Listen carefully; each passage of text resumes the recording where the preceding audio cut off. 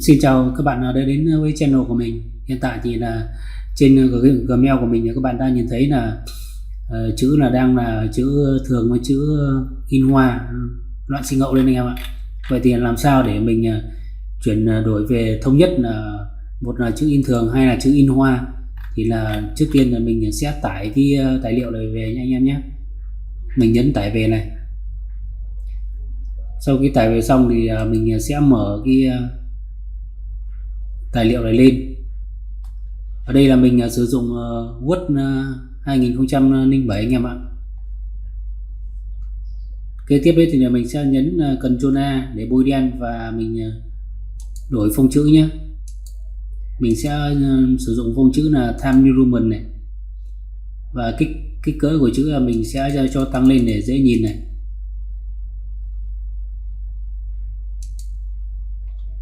Như các bạn thấy đấy, ở đây là nó đang là hai cỡ chữ này anh em này. Một loại là cái chữ in hoa này, và một loại là chữ in thường này. Đây các bạn ạ. Trước khi mình chuyển về một đồng nhất là một loại là một là chữ in hoa hay là chữ in thường thì là mình sẽ chỉnh sửa lại một chút anh em nhé. Mình sẽ chỉnh sửa lại một chút.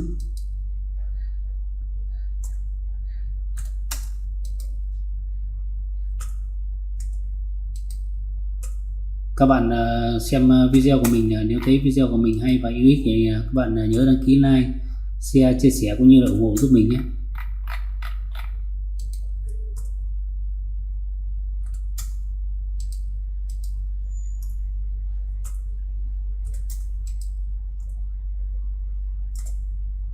Các bạn nếu có cái cách nào nhanh hơn, dễ hơn thì các bạn để lại bình luận.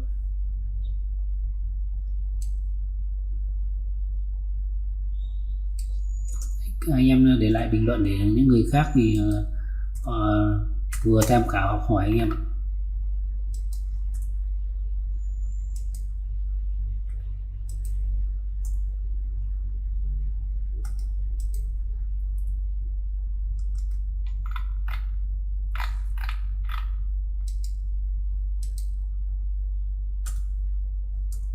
Cái này mình tải lên ở trên mạng về cho nên là cứ ấy chữ nó không đồng nhất anh em ạ, không giống như là anh em mà gõ văn bản ngay từ đầu, đúng không? Gõ văn bản ngay từ đầu thì là nó sẽ đồng nhất là một loại chữ, một loại phông. Tuy nhiên là mình tải ở trên mạng về cho nên là nó sẽ có hai loại chữ này. Đây các bạn, mình bôi đen thử cho các bạn xem này, một loại chữ in hoa này và đấy một loại chữ thường này. Nó cứ loạn xi ngẫu lên anh em ạ. Thì để làm được cái thống nhất một loại chữ là một là chữ in thường, hai chữ in hoa thì đầu tiên là nhấn cho mình chữ Ctrl A này, sau đó là các bạn copy này. Và ở đây các bạn sẽ mở UK lên nhé. Các bạn tích vào chuột phải này, sau đó chọn vào công cụ này, hay là nhấn CS cộng F6 này. Ở đây thì nó có các lựa chọn này, chữ in hoa này, chữ in thường này, loại bỏ dấu này. Còn cái phần bảng mã này là các bạn để cho mình Unicode nhé. Nếu mà nó đang ở là tiêu chuẩn Việt Nam 3 thì các bạn chuyển sang phần Unicode cho mình. Nguồn, phần đích là Unicode này. Và các bạn tích vào cái chỗ chuyển mã clipboard này. Đấy nhé các bạn nhé, các bạn để nguồn với đích là đều là hai cái Unicode nhé. Trước tiên là mình sẽ chuyển sang một loại chữ là sang chữ thường trước này. Sau đó là các bạn nhấn vào phần chuyển mã. Nó đã thông báo là mình chuyển mã xong, các bạn nhấn OK và các bạn đóng lại nhé. Quay trở lại cái phần văn bản này là các bạn lưu ý là vừa rồi mình ấn Ctrl A là hiện tại nó vẫn đang là Ctrl A này anh em này. Sau khi các bạn chuyển đổi mã xong thì các bạn sẽ nhấn là Ctrl V ở trên bàn phím này. Đây, vậy đấy các bạn, rất là nhanh chóng đúng không? Này, đây là đối với là cái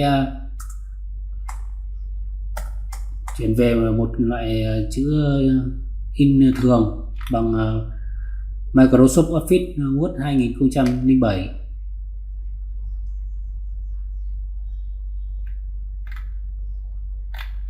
Cực kỳ dễ đúng không anh em?